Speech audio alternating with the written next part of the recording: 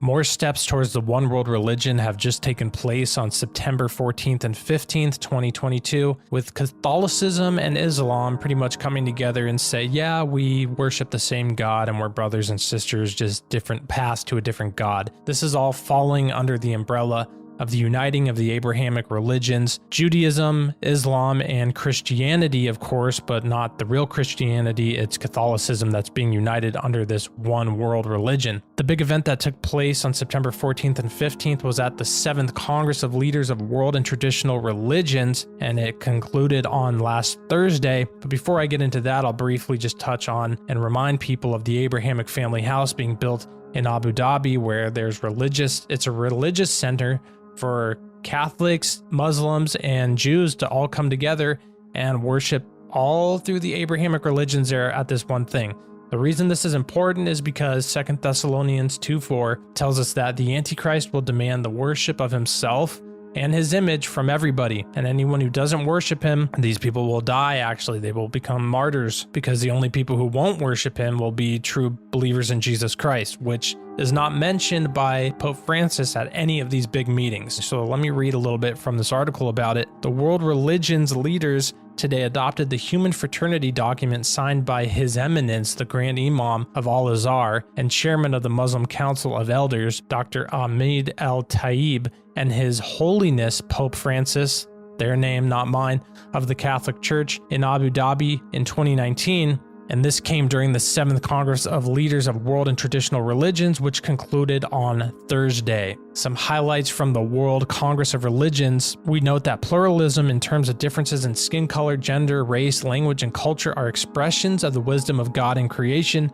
Religious diversity is permitted by God, and therefore any coercion to a particular religion and religious doctrine is unacceptable. So, as you can tell, they're not saying here at these events that Jesus Christ is the Son of God, the Messiah, the only way to heaven, because that would contradict Islam and Judaism. So it's uniting. Everybody's giving up the truth here. They're all just coming together to get along, to give up the truth, which is that salvation is found through Jesus Christ alone. Back to the article, it says, we recognize the importance and value of the document of human fraternity for world peace and living together between the Holy See and Al-Azhar al-Sharif. And then they mention 2 different documents that were resolved and signed into place by the UN General Assembly, as well as the Makkah Declaration adopted in Mecca in 2019.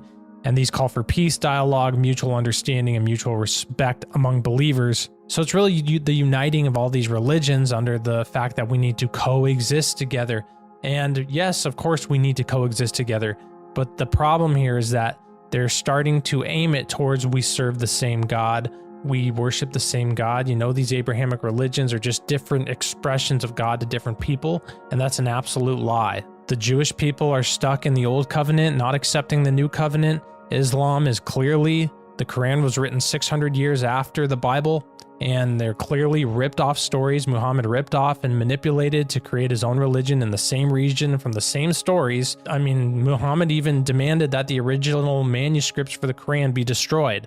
Why would he demand that? Because to cover it up, obviously. So the one truth is found within the biblical text alone, within the Old and the New Covenant mixed together, the New Covenant, salvation through Jesus Christ alone. So really it was this document of human fraternity. It was signed by the Pope and this Grand Imam and adopted at the 7th Congress of Leaders of the World and Traditional Religions in Kazakhstan. It's the uniting of the world under a one world religion that the Antichrist will be the head of eventually. A glimpse of the 7th Congress of Leaders of World and Traditional Religion. Here's from Vatican News, and I was reading through this article and noticed something interesting, that Congress, the 7th Congress of Leaders of World and Traditional Religion, came to life in 2003 in the wake of the tragic September 11th attacks of the United States and following Pope John Paul II's second Spirit of Assisi meeting in 2002. So here's just another thing that came out of the September 11th attacks. Pretty interesting to note that. Worth noting about this interfaith meeting is that it took place within a pyramid. Kind of strange that that's their building of choice. Also, Pope Francis said that his goal for this meeting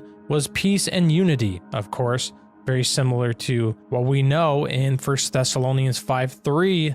Peace and security is what they'll be saying, and then sudden destruction comes on them like labor pains on a pregnant woman, and they will not escape.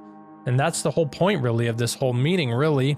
and this whole uniting of these religions together. Not that we shouldn't get along and not that we should be out killing each other or something, but the fact that they're trying to unite everybody under peace and security, that's exactly what the Bible says they'll be doing, because it's dropping the truth that Jesus Christ is the way to salvation, which is the true love and peace that people need to come to realize, and just accepting everybody's false doctrines and false teachings for peace and safety, and that will cause sudden destruction. Pope Francis also said at this meeting that the best way to stop religious extremism is not through following the teachings of Jesus Christ, but actually through political democracy.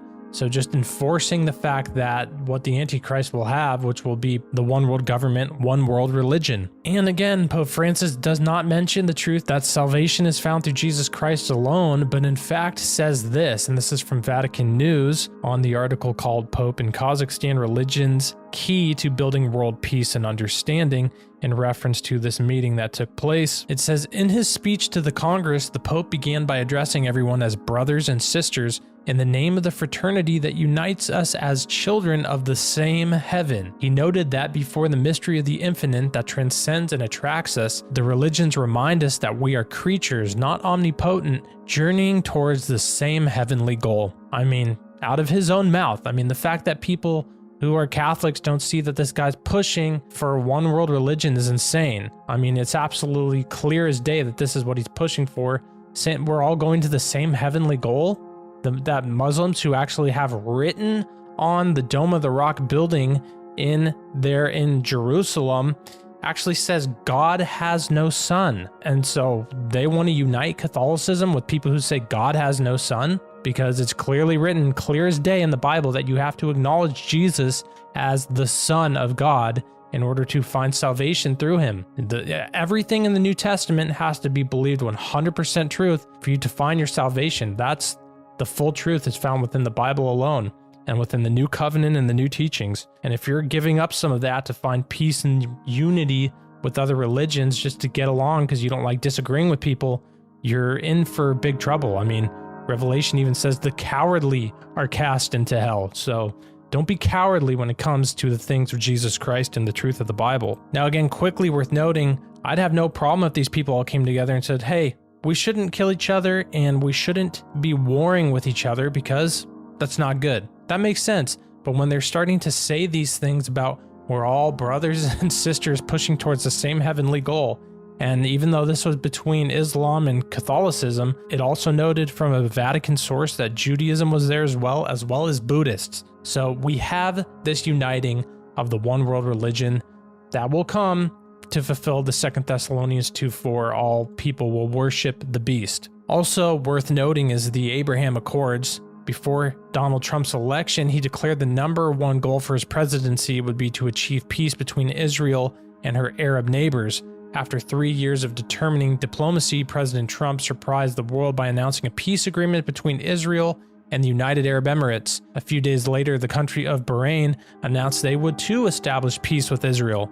On September 15th, 2020, representatives from Israel, the United States, the United Arab Emirates, and Bahrain met in Washington, D.C. on the White House lawn. There they signed the Abraham Accords. Again, this unity, pushing towards this unity, which is interesting, and because of Daniel 9:27, it's prophesied in the Bible that a peace agreement will be signed between Israelis and Palestinians just 7 years before the Battle of Armageddon and the physical return of Jesus to the earth.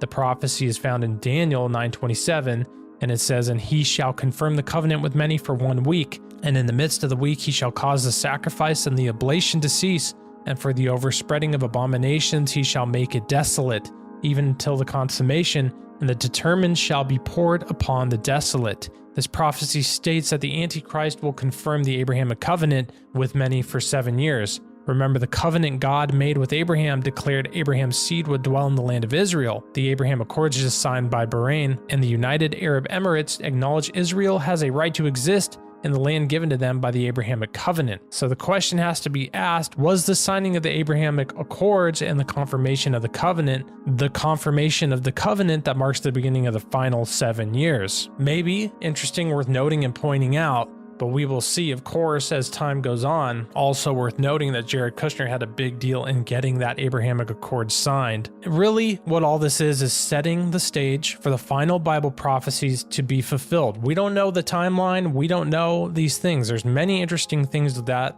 look like this could go on, like Pope Francis being the last pope, if the St. Malachi prophecy is true and real. But people are saying he may resign, and then another pope resigned before him. So if that happens, maybe those two are illegitimate popes and there's still two more to fill the 112. There's so many different things that could take place.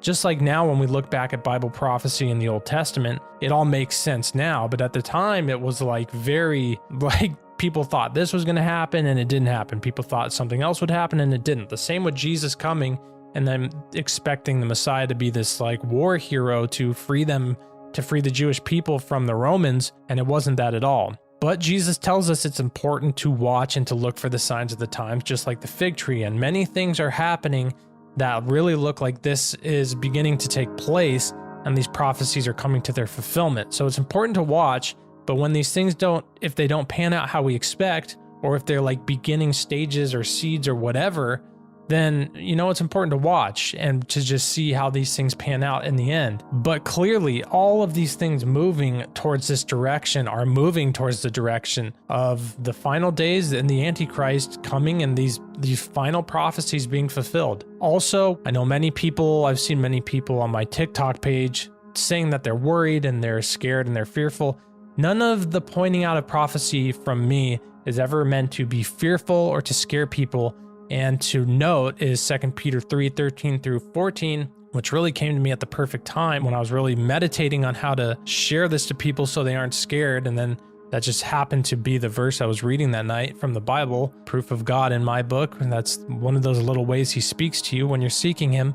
And it says, "Nevertheless, we, according to his promise, look for new heavens and a new earth, wherein dwelleth righteousness. Therefore, beloved, looking forward to these things, be diligent to be found by him in peace, without spot and blameless." So really that we look forward to the coming hope and Jesus Christ coming back.